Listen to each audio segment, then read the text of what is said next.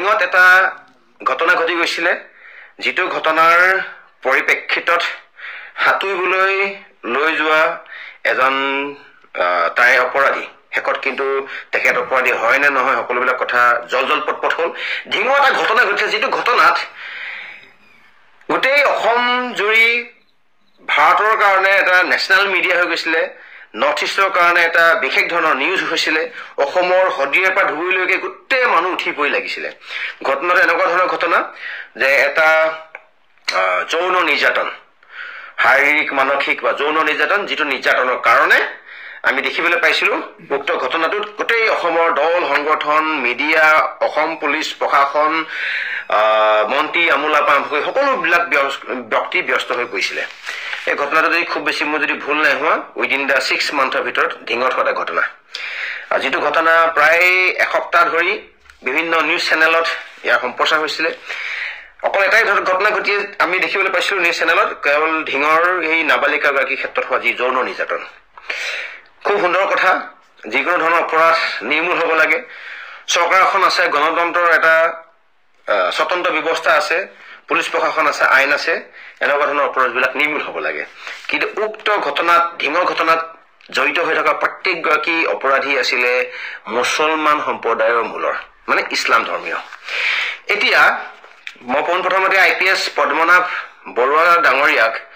মই ধন্যবাদ জ্ঞাপন কৰিছো যে তেওঁ নেতৃত্বত জালুকবাৰী গড়চুক আৰু নুনমাটিৰ পৰা সৌহিদিনা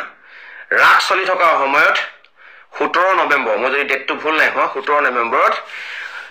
বৰাগাঁও এক্সাক্টলি নিজৰাপাৰা যি দুৰ্গা মন্দিৰ আছে উক্ত দুৰ্গা মন্দিৰত প্ৰায় 9 জনকৈ পাখণ্ডয় কিন্তু তাত এজনো ব্যক্তি মই বৰ্তমান সময়লৈকে চোৱালৈকে তাত ইছলাম ধৰ্মীয় কোনো ব্যক্তি নাছিলে হিন্দু ধৰ্মীয় ব্যক্তিয়ে এগৰাকী যুৱতীৰ ওপৰত উপযোগ কৰি ধৰ্ষণ কৰিছে উক্ত ঘটনাটো কম বেছি পৰিমাণে নিউজ চেনেলবিলাকত আহিছে যদিও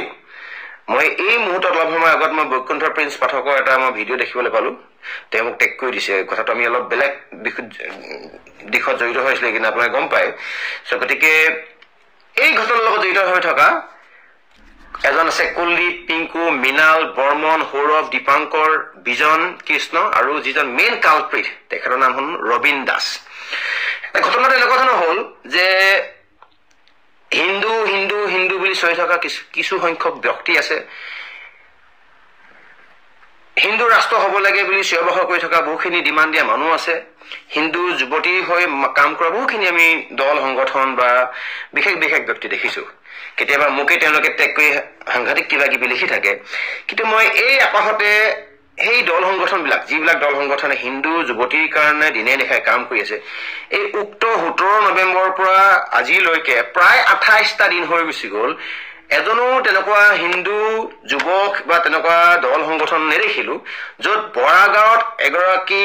যুৱতীৰ ওপৰত 9 জন পাখণ্ডই যৌন নিৰ্যাতন কৰাৰ পাছতো অসম পুলিচে বিষয়টো মুকলি কৰি দিয়া পাছতো এৰেষ্ট হোৱা পাছতো নিৰ্যাতন বজাৰ পাছতো এতিয়া কোনো কাৰণত আমি এই বিষয়টো লৈ প্ৰতিবাদ কৰা কাকো দেখা নাপালো মাননীয় মুখ্যমন্ত্ৰী ডাঙৰীয়া মাননীয় সেইসকল ব্যক্তি মুধাপতা ব্যক্তিসকল যিসকল ব্যক্তিয়ে এইবিলাক ক্ষেত্ৰত সততে মাত মাতে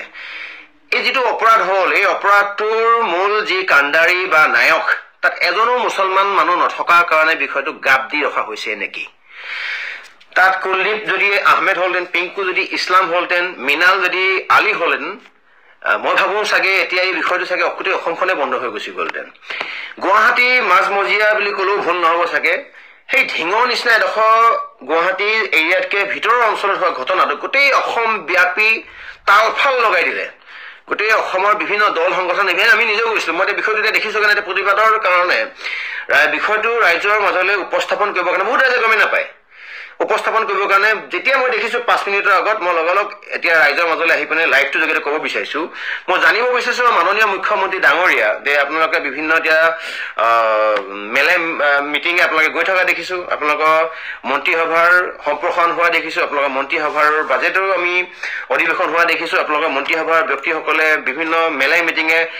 মিটিং মাৰি থকা দেখিছোঁ কিন্তু এই বস্তুটো যদি কোনোবা কাৰণত আমি যদি